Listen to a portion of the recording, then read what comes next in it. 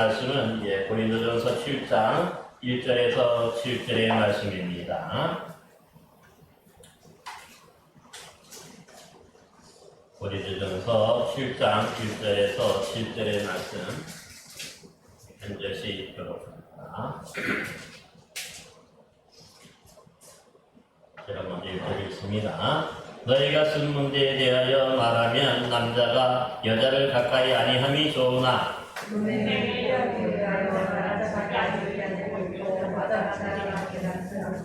남편은 그의 아내에 대한 의무를 다하고 아내도 그 남편에게 그렇게 할지라. 아내가 몸을 추천하지 못하고 오직 그 남편이 알며 남편 너희와 같이 자기 몸을 추천하지 못하고 오직 아내가 하나니 서로 분방하지 말라. 다만 기도할 틈을 얻기 위하여 합의상 얼마 동안은 하되 다시 합하라. 이는 너희가 절제 못함으로 말미암아 사탄이 너희를 시험하지 못하게 하려 함이라. 함께 있습니다. 나는 모든 사람이 나와 같이 되기를 원한다. 그러나 각각 하나님께 받은 자기 의사가 있으니 이 사람은 이러하고 저 사람은 저러하니라. 아멘. 우리가 고린도전서 5장에서는 아버지의 아내를 취한 것에 대해서 교회에서 내쫓으라 하는 그런 말씀을 하였는데, 사실 이는 적은 누룩이 온 덩어리에 퍼지듯이 교회 안에 이런 음행을 묻어주면 이런 적은 누룩이 온 교회를 오염시킬 수 있기 때문에 그렇습니다. 그래서 교회 안에서 이런 묵은 누룩을 제거하고 오직 순전함과 진실함을 지키라 말씀하였던 겁니다. 우리가 또 6장에서 보면은 내게는 모든 것이 가하다는 어떠한 것에도 얽매이지 않는 이런 자유분방한 자들이 있어서 사실 이 창녀들과 성을 매매하고 또한 음행을 하는 등 이런 열광주의적인 사람들이 있었습니다. 그러기에 이런 사람들에게는 너희 몸으로 창녀의 지체를 만들지 말고 너희 몸은 값으로 산 것이 되었으므로 몸으로 하나님께 영광을 돌리라, 그렇게 말씀하셨습니다. 이제 고린도전서 7장에서는 주로 남자와 여자 간의 이 결혼에 관한 문제들에 대해서 가르침을 주고 있습니다. 그러니까 이 고린도전서 5장 이후에 바울은 주로 이 고린도 교회 안에 있었던 잘못된 성과 관련된 문제에 대해서 성경적인 그런 가르침을 주고 있는 것입니다. 그래서 오늘 먼저 7장 1절 말씀을 보면 너희가 쓴 문제에 대하여 말하면 남자가 여자를 가까이 아니함이 좋으나 그렇게 말합니다. 이게 무슨 뜻이냐 하면 사실 남자들이 여자들과 이 성적인 관계를 맺지 않는 것을 뜻합니다.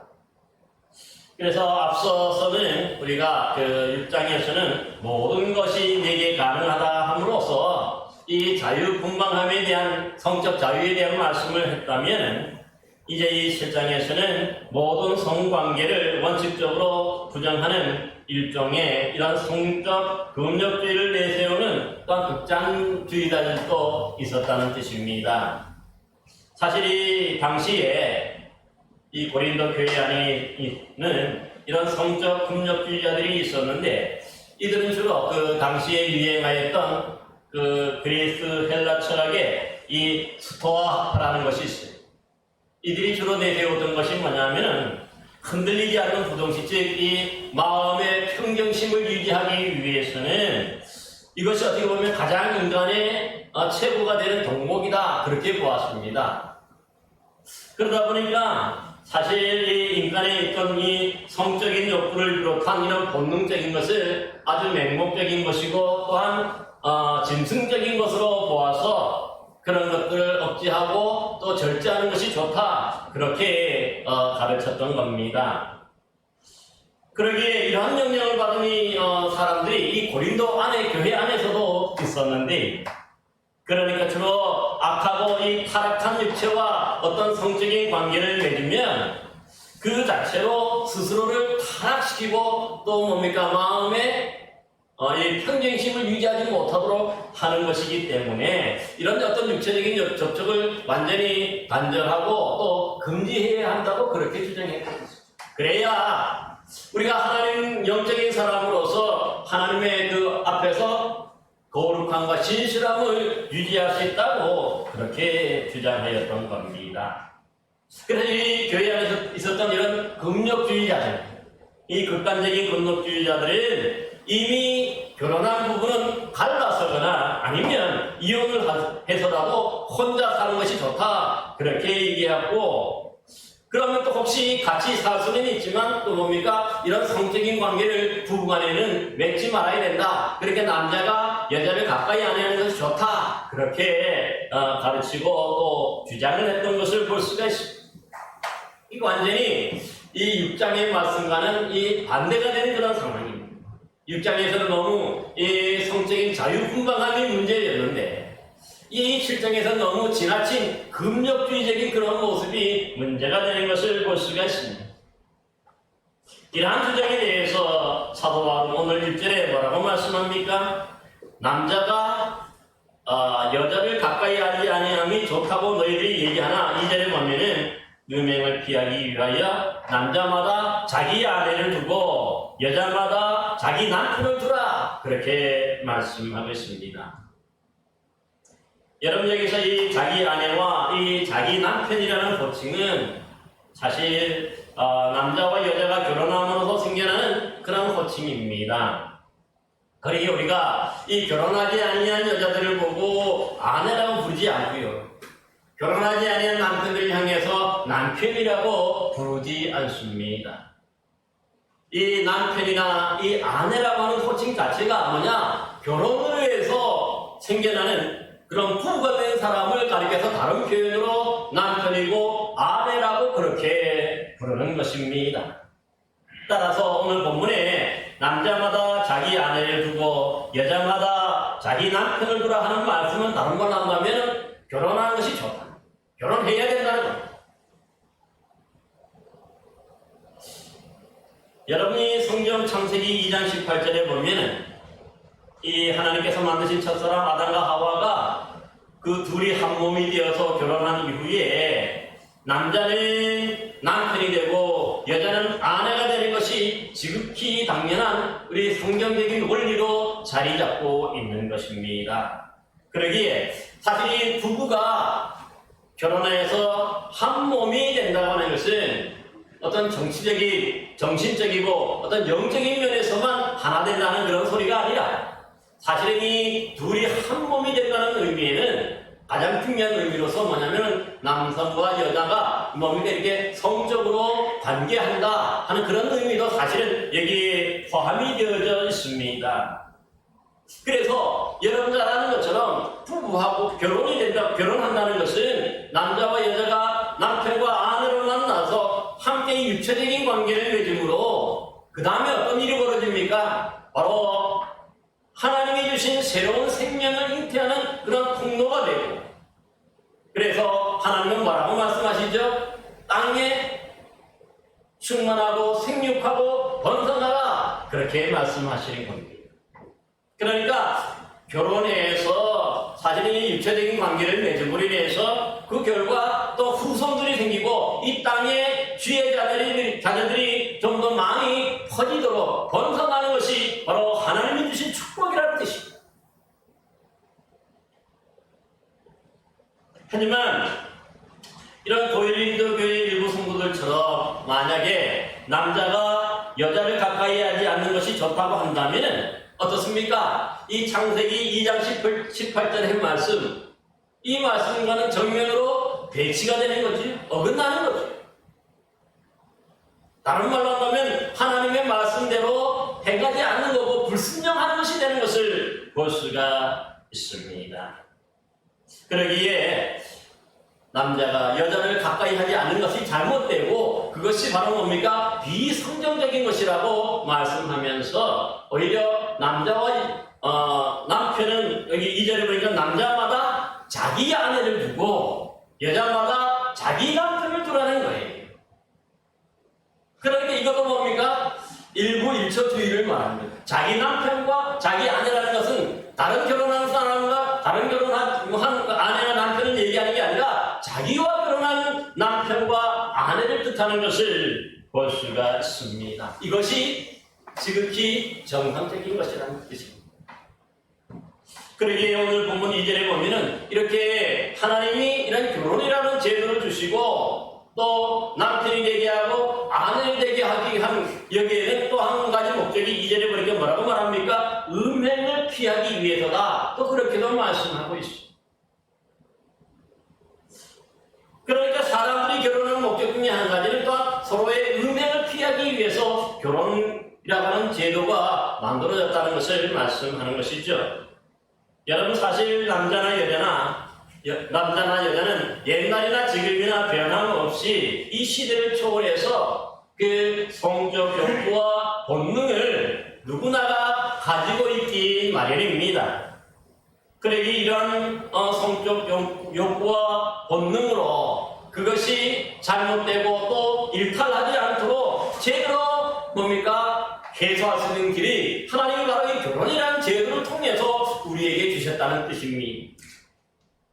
그러기에 만약에 이런 결혼이라는 이런 관계를 통하지 않고 이 서로가 원하는 대로 이런 성적 욕구와 본능을 해소하려고 한다면 세상이 그만큼 뭡니까? 일탈이 되고 잘못되어가는 것을 볼 수가 있습니다.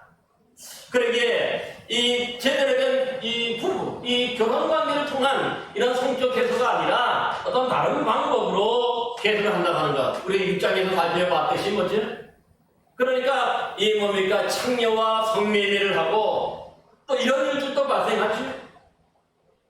또 더 나아가서 또 옛날이나 지금이나 보면 항상 우리가 되는 게 뭡니까? 강제로 이 성적 관계를 맺는 것.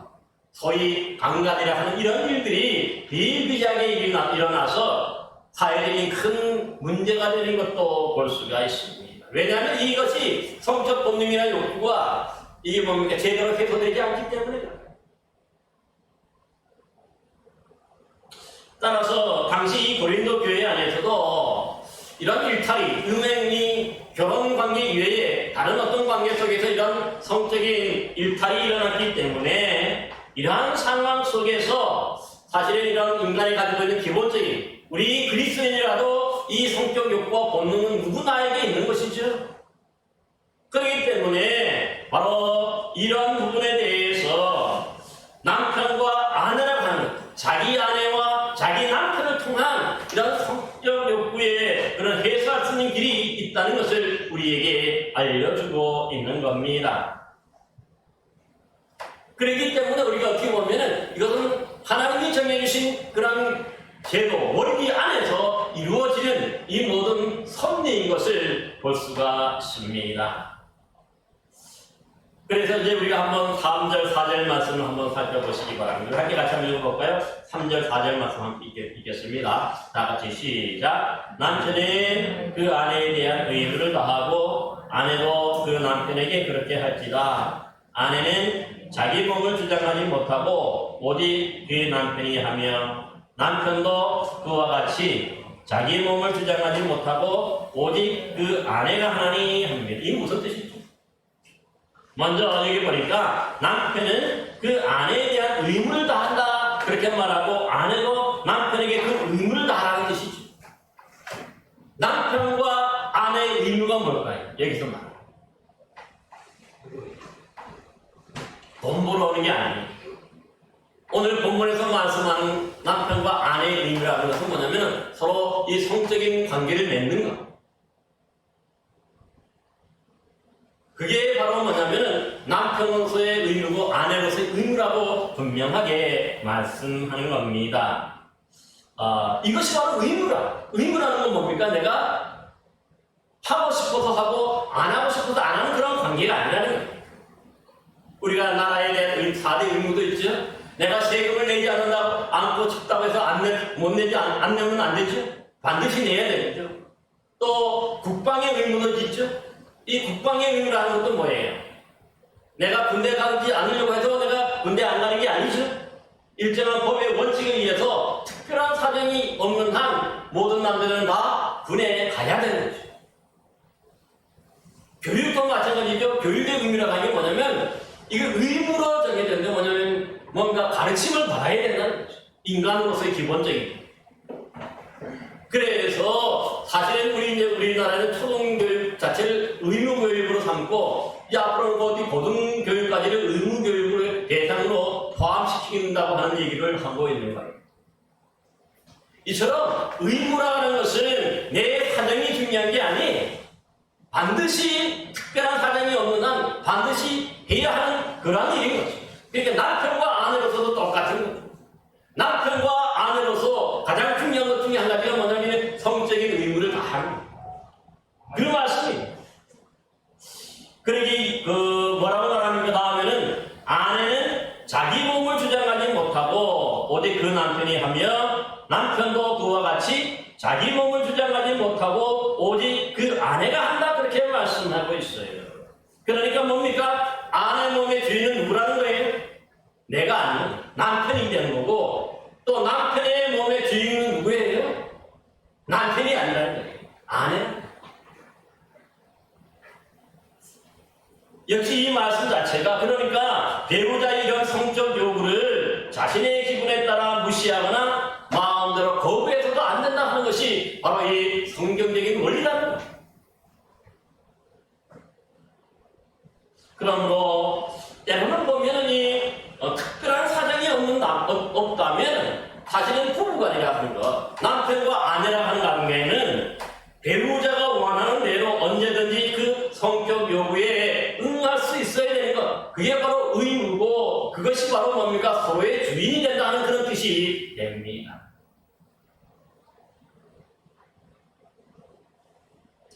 여러분 왜 이렇게 그러면 부부는 왜 이렇게 서로의 이런 성격 요구를 들어주어야만 할까요?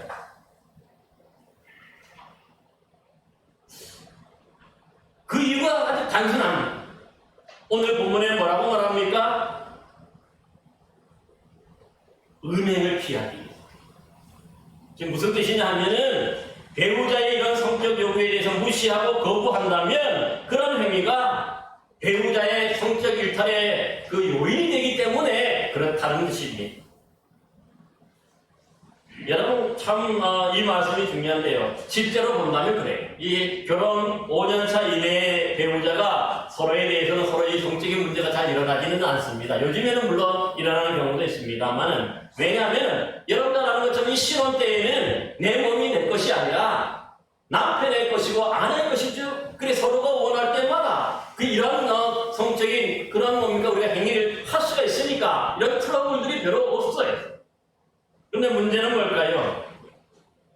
결혼생활 5년차 이상 오래되면은 소위 뭘 겪죠? 권태기라는 것을 겪어요. 즉, 이 같은 이불 안에서 매일 얼굴을 맞대고 살아가는 이 배우자에게 아무런 이유 없이 짜증이 나고 또 배우자의 단점만 눈에 들어오고 때로는 이 결혼에 대한 회의감마저 들면서 서로 무관심해지는 시기가 바로 뭐냐면 권태기라고 하는 거예요. 그래서 이런 권태기를 겪는 이유가 보면 대개 보면 아내는 그 자녀의 육아와 이 돌봄 때문에 지치고 이 피곤함, 이 스트레스 때문에 그렇다는 것이고요. 또 남편으로서는 대개 보면 직장과 일터에서 받는 그 일의 스트레스 때문에 서로에게 대해서 점점 무관심해지는 그런 시기다. 그러기에 이 결혼 생활이 오래될수록 보면 아내와 남편으로서의 기본적인 그 매너마저도 지키지 않잖아. 신혼 때는 어디 그렇습니까? 그리고 또 이 나이를 들수록 오래될수록 뭡니까? 서로가 서로에게 함부로 대해 존중함이 없어. 그러다 보니 어떻습니까? 자연스러운 나이를 먹어서 그 겉모양, 이 육신의 어떤 그런 매력 자체가 사라지고 없어지기 때문에 사실 점점 둘이 더 소원하게 되고 또 이렇게 되는 것을 볼 수가 있습니다. 그러다 보면 어떻습니까? 서로가 때로는 각방을 쓰게 되고 또 그러다 보면 어떻습니까? 이것으로 그치는 게 아니에요. 그러다 보니까 배우자에게서 이 성적인 어떤 그런 욕구 해소가 되고 또 그런 만족이 있어야 되는데 그것이 없다 보니까 어떻게 됩니까? 결국은 다른 데서 이런 것들을 해소하려고 하는 거죠. 그래서 요즘에 대개 보면 결혼 5년차 이상에서 문제되는 것이 바람의 문제가 되고, 또 이러다 보니까 또 이 남편이 다른 데서 또 이런 성적 욕구를 해소하고 들어오다 보니까 뭡니까? 성병이나 이런 문제를 또 생기게 되는 것을 볼 수가 있습니다.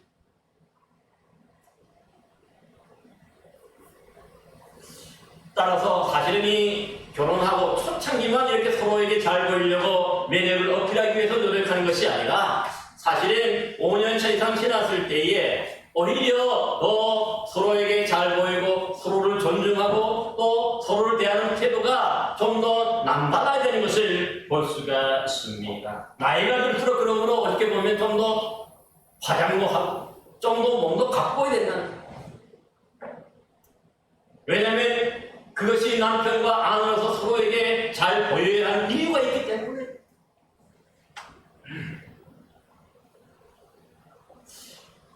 그래서 오늘 본문 5절 말씀을 한번 보세요. 더 중요한 얘기를 한 가지 하고 5절 말씀 한번 읽어보십시다. 성경에 이런 말씀 있는 줄 몰랐죠. 한번 같이 봅시다. 5절입니다. 시작. 서로 분방하지 말라. 다만 기도할 틈을 얻기 위하여 합의상 얼마 동안은 하되 다시 합하라. 이는 너희가 절제하지 못함으로 말미암아 사탄이 너희를 시험하지 못하게 하려 함이라. 아멘. 그러니까 여기 분명하게 말하는 건 뭡니까? 결혼한 부부는 분방해서는 안 된다는 거예요. 각방을 써서는 안 된다는 뜻입니다. 이것 자체가 뭡니까? 서로에 대한 의무, 그것을 빼앗는 것이고 권리 빼앗는 것과 똑같은 거예요. 남편과 아내로서 서로에게 성적인 요구를 할 수 있는 그런 권리가 있는데 또 상대방의 요구를 들어줄 수 있는 의무가 있는데 이 각방을 쓰다 보니까 이것 자체가 단절이 됐죠.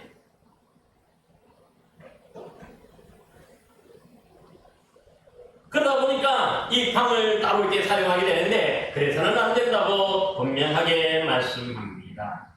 여러분 왜 이렇게 부부가 방을 따로 쓰면 안 될까요? 편하죠. 뭐 요즘에 말로 참 편한데 사실은 이 부부 간에 몸이 떨어지고 하면 어떻습니까? 마음마저도 그만큼 멀어지고 떨어진다는 거예요. 그러면 이 결혼한 부부는요 아무리 크게 한바탕 싸웠다 할지라도 결코 이렇게 각방을 쓰는 것이 아니라 서로가 함께 있어야 그래도 이 회복할 수 있고 용서할 수 있고 또 할 수 있는 그런 시간이 기회가 허락이 된다는 그런 뜻입니다. 특별히 뭡니까? 이렇게 각방을 쓰면 오늘 본문에 말한 게 있습니다.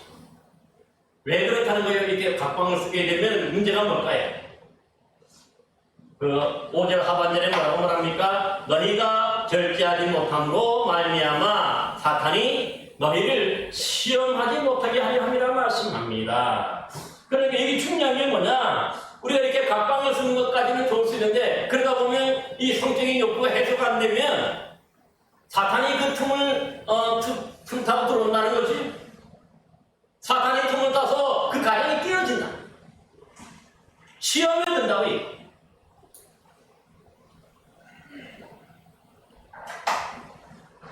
여러분 우리가 잘 아는 그 부부간에 이렇게 떨어져 있으면 이 사탄이 비집고 들어온다 그랬는데 성경에도 보면 그렇지. 첫사람 아담과 하와도 그랬었어요. 사실은 아담과 하와가 하나님께서는 함께 있도록 했죠. 그런데 그 이유가 어떤지 성경에 기록되지는 않지만 이 잠시 동안 이 아담과 하와가 서로 떨어져 있어요. 그때 누가 틈탑니까? 하와에게 바로 뱀이 틈타는 거죠. 뱀과 대화하죠. 이 뱀과 대화함으로써 그가 넘어져요. 그래서 남편을 하려고 또 넘어지게 하는 것도 볼 수가 있어요. 그러니까 뭔가 이 잠시 서로가 이 소홀하고 약간 이 틈을 주면 그 사이에 사탄이 틈타서 이렇게 넘어지게 하는 것을 볼 수가 있어요. 성경에 보면 또 이런 예도 또 있죠. 누굴 것 같아요, 여러분? 예? 다윗. 그래요. 사실 이 다윗 시대에 이 아람과의 전쟁을 벌였어요. 그래서 이제 다윗은 왕이어서 예루살렘에 머물고 있었지만은 이 우리아라는 사람 다윗의 이 군 지휘관 중에 한 명이었어요. 그러니까 이 전쟁이 벌어졌으니까 당연히 어떻습니까? 집에 있지 못하고 어디 가야 됩니까? 전장터에 나가는 거죠. 그러니까 며칠이든 이 장기간 그렇게 조금 게 벌어지게 되는 거지. 그런데 문제는 어떤 일이 벌어집니까? 이때 이 우리의 아내 바세바가 그 아마 집이 1층이었던 것 같은데 거기서 목욕을 하고 있어요. 근데 마치 그때 2층에서 그 뭡니까 거닐던 이 산책을 하던 그 다윗의 눈에 띄었어. 그러자 이 다윗이 이 사람을 보내어서 이 바세바를 데리고 와서 동침하고 그래서 임신하게 되죠. 그래 이 사람들은 얘기할 때 이 바세바가 아마 이런 어떤 그 뭡니까 다윗을 유혹하고자 하는 어떤 그런 마음이 어느 정도 있었을 것이다. 그렇게 뭡니까 이 생각하기도 합니다. 왜냐하면 대낮이 아까 완전히 저녁 때라 그러는데 완전히 해가 지기 전이거든요. 그럴 때 뭡니까 그 뻔히 보이는 걸 다 알 텐데 거기서 뭡니까 발가벗고 목욕을 한다는 것 자체가 쉽지 않은 일이죠. 저녁이면 몰라. 밤이면 몰라. 그러니까 이 다윗이 볼 때에 어떻게 보면 뭡니까 이 선악과처럼 이 모범직도 하고 보암직도 하고 지혜롭게 할 만큼 탐스럽기도 하기 때문에 사실은 거기서 그래서 불러오게 되고 그래서 함께 이렇게 동침함으로 그 다음에 불행의 씨앗이 여기서부터 시작이 되는 것을 볼 수 있어요. 그러니까 이 자체도 뭡니까 우리가 그 자리에 있었다면 전쟁터에 나가지 않았다면 사실은 이러한 문제가 일어나지 않았겠죠. 옆에 있으니까 지키고 누가 그래 하기 때문에 결코 그런 일은 벌어지지 않는데 남편이 장기간 이렇게 없으니까 이런 일들이 벌어지는 것이죠. 우리가 전쟁이라고 하는 인류 역사에서 보면 전쟁이 수많은 전쟁이 있는데 항상 보면 전쟁이 끝나고 난 다음에 나타나는 문제가 뭐냐 이 두 가지 문제인데 하나는 뭡니까 사생자의 문제고 혼의 정상 문제입니다.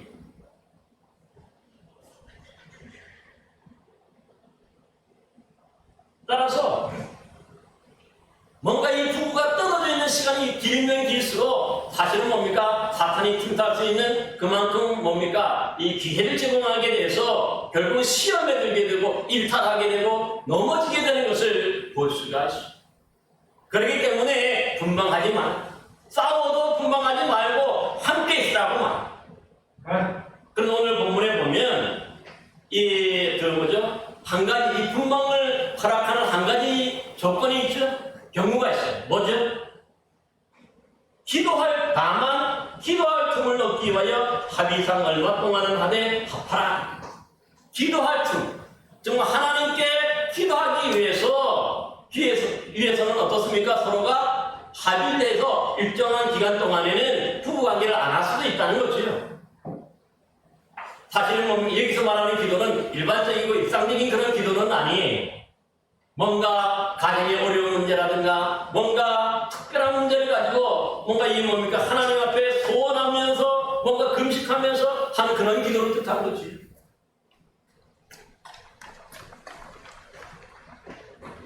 그래서 오늘 성경에서 보면 이렇게 뭔가 기도할 때에 서로 합의상 하고 그 다음에 이 기도 기간이 끝나면 어떻게 된다는 게 다시 합방해야 된다고 말. 그만큼 철저하다는 거죠. 이 얘기 중요한 게 있어요. 기도한다고 하는 기회를 이용한다는 것도 똑같죠.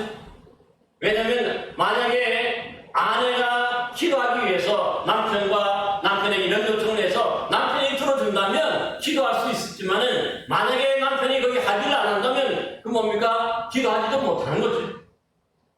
우선적인 게 뭐냐면 남편과 아내의 합의가 중요해요. 그만큼 뭐냐면 이 부부간에 서로 핑계대지 말고 여하튼에 그 어떠한 이유로도 이 각방을 하지 말고 분방하지 말고 함께 있으라 하는 그런 말씀을 하고 있는 겁니다. 그래야 서로가 서로를 지키는데 그래야 서로가 서로에 대해서 정결할 수 있다 하는 그런 말씀인 것을 볼 수가 있습니다. 사랑하는 성도 여러분, 그러므로 우리 그리스도 그리스도인들은요, 함께 지내는 것, 정말 어떻게든 간에 부부가 떨어지지 말아야 돼. 같이 있고 같은 방에 있어야 때로는 싸우더라도 뭡니까 회복하고 화해할 수 있는 그런 기회가 되고, 더불어서 뭡니까 서로가 잘못하고 죄를 짓지 않는 데 나갈 수 있도록 또 우리가 서로를 지켜주는 그런 것임을 분명하게 말씀하고 있습니다. 여러분도 좋은 남편과 또 좋은 아내로서 이렇게 함께 누구든지 혼자 두지 말고 함께 방을 쓰고 함께 움직일 수 있기를 바랍니다. 그래야서 정말 사탄이 틈타지 못하고 정말 은혜 가운데 지내고 행복하게 지내는 여러분 되시기를 바랍니다. 근데 이제 결론적으로 중요한 말씀이 이제 6절 7절에 나옵니다. 우리 6절 7절 말씀을 또 한번 읽겠습니다. 시작. 그러나 내가 이 말을 하면 허락이요 명령은 아니니라. 나는 모든 사람이 나와 같이 되기를 원하노라. 그러나 각각 하나님께 자기 받은 은사가 있으니 이 사람은 이러하고 저 사람은 저러하니라 말씀합니다. 그러니까 여기 보니까 남자가 여자와 각방을 쓰지 말라는 얘기와 또 뭡니까 자기 남편을 두고 자기 아내를 두고 하는 이 말씀들, 서로에 대한 의무를 말하고, 그래서 뭐예요? 어떤 성적인 어떤 그런 부분에 대해서 서로가 불만이 없고 불편함이 없도록 그렇게 하는 게 부부라는 거죠. 이렇게 지금까지 얘기했는데, 근데 여기 보면 6절 7절에 보면은 여기서 뭡니까 이 사도 바울이 갑자기 보면 꼬리를 좀 내리는 것 같은 그런 느낌이 있습니다. 무슨 뜻입니까? 내가 지금까지 1절에서 이 5절까지 말한 것은 허락이고 명령은 아니라고 얘기합니다. 명령이라 할 때는 뭡니까? 반드시 그렇게 하라는 거죠. 반드시 그렇게 하라는 건데, 여기서 말하는 것은 그러니까 이런 명령은 아니고 여러분들이 허락을 하라는, 그렇게 하라고 하는 뜻입니다. 왜냐하면 여기서 보면 이 바울도 하나의 교인으로서 똑같은 뭡니까 이런 성적인 그런 문제를 안고 있는 거죠. 어려운 거죠. 어떤 사람은 그래서 바울이 결혼했다고 하는 사람도 있어요. 왜냐하면 사실 이 바리새인이잖아요. 이 바울이 이 바리새인은 원래 12살, 13살, 15살 정도 이미 결혼을 다 해서 아내를 줬어요. 일찍 결혼. 그런데 성경에 보면은 뭐 그런 내용들은 별로 없지만은, 그러다 보니까 이 바울도 아마 바리새인을 아끼기 때문에 일찍 결혼했을 것으로 봐요. 그런데 그가 이 예수 믿는 사람들을 잡아 죽이다가 보는 자매색에서 부활하신 주님을 만나죠. 그러면서 그가 부활하신 주님을 만나면 그가 유대교회에서 이 뭡니까 개종을 하죠. 회심을 해서 오직 예수님만 믿고 따르는 그런 이방인의 사도가 됩니다. 그러다 보니까 이 바울이 자기 아내에게 오히려 뭡니까 버림받았다, 그렇게도 얘기하는 사람들이 있어요. 뭐 성경의 기록은 없고 그 어떤 기록보다도 하나의 그런 것들을 이제 얘기하는 경우가 있습니다. 그렇기 때문에 이미 이 남녀의 어떤 성적인 문제나 이런 것들을 누구보다도 더 잘 알고 있다는 거죠. 그러나 분명한 것은 예수 믿고 난 다음부터는 뭐예요? 집에서 이렇게 쫓겨나는 거예요. 쫓겨나서 이제 집에 들어가지 못하는 그런 상태가 되는 거죠. 그런데 중요한 게 뭐냐면 나와 같이 된다는 게 독신의 몸으로 지낸다는 거죠. 하여튼간에 이전에 뭐 결혼을 했든지 지금은 독자든 간에 혼자, 지금은 뭡니까 혼자 있거든요. 바울이 혼자 있는데, 그런 것이 뭐냐면 나와 같이 되기를 원한다. 가나하면 뭡니까 그 이유가 얘기를 하고 있는데, 자기는 그래도 뭡니까 이 절제할 수 있고 그런 뭡니까 독신의 은사를 받았다는 거죠. 그렇기 때문에 어찌 보면은 이 독신의 은사를 통해서 자기 스스로가 이런 음행에 빠지지 않고 절제할 수 있으므로 오히려 보면은 이 덕을 세울 수가 있는데, 그러나 또 뭡니까 이런 은사가 모두에게 있는 게 아니라는 거죠. 각자가 하나님께로 받은 은사가 다르다고 얘기해요. 그러니까 자기처럼 독신의 은사를 받아서 절제할 수 있고 그렇게 자기 몸을 잘 지킬 수 있는 사람이 있는가면 또 어떤 사람은 뭡니까? 믿음 좋고 신앙 좋지만 이 독신의 은사가 없고 절제 은사를 잘 받지 못해서 이런 성적으로 뭡니까? 이 절제하지 못하는 그런 사람도 있는 것이요. 그렇기 때문에 자기 받은 은사대로 해라. 그렇게 말씀하고 있는 것을. 그래서 이제 이 연론조가 이제 7장 마지막까지 이렇게 얘기가 되는 것을 보게 되는데 중요한 것은 결혼해도 나쁜 것이 아니고 결혼하지 않는다 그래서 해서 나쁜 것도 아니라 다 할 수 있다는 거죠. 그러나 만약에 뒤에서 또 이제 8절에도 나오고 이제 9절에도 나오지만은 만일 절제할 수 없으면 결혼하는 게 낫다고 얘기해요. 그래서 정력이 불같이 타는 것보다 결혼하는 것이 낫다고 9절에 다시 한번 얘기해요. 따라서 오늘 우리가 뭡니까? 꼭 결혼해야 되느냐? 우리가 독신으로 지내는 게 더 좋느냐? 그거 어떤 겁니까? 이것은 어느 것이 더 좋고 나쁘고의 차이가 아니죠. 하나님께 받은 은사에 따라서 내가 절제할 수 있다면 혼자 지내는 것도 괜찮고 그러나 내가 이런 뭡니까? 독신의 은사가 없어서 혼자 살지 못한다면 결혼해서 뭡니까? 이런 서로가 자기 아내와 자기 남편을 두고 또 뭡니까? 그 안에서 이런 성적 욕구들이 잘 해소가 될 수 있으면 그것도 좋다고 얘기하는 것을 볼 수가 있습니다. 그러기에 오늘날 많은 사람들이 사실 이제 요즘에 보면 우리 교회 안에서도 보면은 이러한 문제가 심각해지. 교회가 많이 모이면 많이 모일수록요. 참 교회 안에서 좀 뭔가 덕스러운 일들만 있어야 되는데 이런 음행의 문제, 이런 바람의 문제가 좀 심각해요. 자기 아내가 있고 자기 남편이 있음에도 불구하고 또 다른 이성에게 눈길을 돌리기 때문에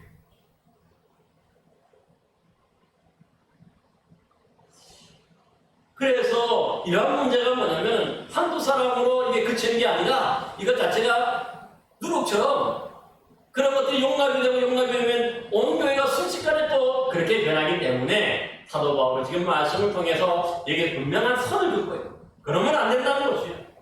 차라리 그런 짓을 할 때는 하기보다는 결혼 생활을 해서 결혼을 통해서 서로의 의무를 다하고 그러니까 서로의 이 성적인 요구에 대해서 들어주고 또 뭡니까 내가 또 원할 때 그렇게 함으로 인해서 이런 것들이 해소가 돼야 진짜 뭡니까 하나님 보시기에 아름다운 부부가 되고 여기 보면 자녀에 대한 얘기를 하지는 않아요. 그렇지만 그거 자체로 뭡니까 우리가 단순히 남녀간에 이런 뭡니까 결혼해서 이런 성적인 관계를 맺는다 하는 것 자체가 자녀를 생산하는 것도 아주 중요하죠. 그래서 이 땅에 주의 백성들을 또 채워가려면 그것이 아주 소중한데 이러한 부분에 어떤 보면 결혼으로부터 시작이 되기 때문에 그런 것이요. 오늘 본문에서는 그래서 사도 바울이 명령은 아니지만 너희들이 허락해라 하는 그런 얘기를 하는 거죠. 그거 자체 그렇다고 해가지고 뭡니까 이걸 가볍게 여기서는 안 된다는 거죠. 따라서 우리 다음 시간에도 계속해서 이제 한 이 7장은 이 과부로 지내는 것이 좋은가 또 재혼하는 것이 좋은가 뭐 이런 말씀들 이혼해야 되느냐 이런 교회 안에서의 그리스도 안에 있는 이런 어떤 뭡니까 결혼과 또 상해 관계된 그런 말씀들을 7장에서 계속해서 말씀하고 있는데 정말 여러분들도 이 말씀을 정말 하기 어려운 그런 말씀입니다. 아마 제가 두 번 다시 여러분들에게 이 말씀 할 수 있겠습니다. 적어도 그러므로 오늘 이 말씀은 우리 결혼한 부부라면 좀 마음에 깊이 새겨서 여러분들에게 결혼 생활이 정말 흑역사가 아니고 흔히 말해서 정말 여러분들의 행복이고 여러분들의 기쁨이고 또 하나님께서 이 결혼이라는 걸 통해서 남편과 아내를 하나님이 주신 것 자체가 우리 인생의 최고의 선물이라는 그런 우리가 신앙 고백과 또 그렇게 살아가야 되는 것 아닙니까? 그러려면 이렇게 결혼을 하고 난 다음에 부부는 이런 성적인 요구에 대해서도 서로에 대한 의무와 또 권리를 다해야 한다는 그런 뜻으로 여러분이 꼭 받아들이시고 정말 그래서 그 누구보다도 행복하고 그 누구보다도 복된 우리 여러분들의 가정이 되시기를 간절히 기원합니다. 기도하겠습니다. 은혜와 사랑이 충만하시고 자비하신 아버지 하나님, 요즘에 정말 사회가 정말 성적인 문제들로 많이 또 시끄럽고 또 여러모로 어려운 시경에 우리가 살고 있습니다. 이러한 분위기에 편승해서 우리 믿음의 사람들이 정말 하나님께서 세우신 이 결혼의 제도, 자기 아내와 자기 남편을 두라는 이 말씀을 다시 한번 기억하면서 아버지 하나님의 남편의 의무로서 또 아내로서의 의무로 최선을 다해서 함으로 서로가 시험에 들지 않고 또 이 부부관계를 통해서 사단이 틈타지 못하고 시험하지 못하도록 주여 저희를 지켜주시고 보호하여 주옵소서. 그래서 주님 오시는 날까지 주님 앞에 더욱더 순결하고 정결한 그런 믿음의 부부 되어서 정말 주님 오시는 날 아멘 주 예수여 오시옵소서 하며 기쁨으로 주님을 맞이하는 복된 성도들, 복된 결혼 생활 되도록 인도하여 주옵소서. 예수 그리스도의 이름으로 기도하옵나이다. 아멘.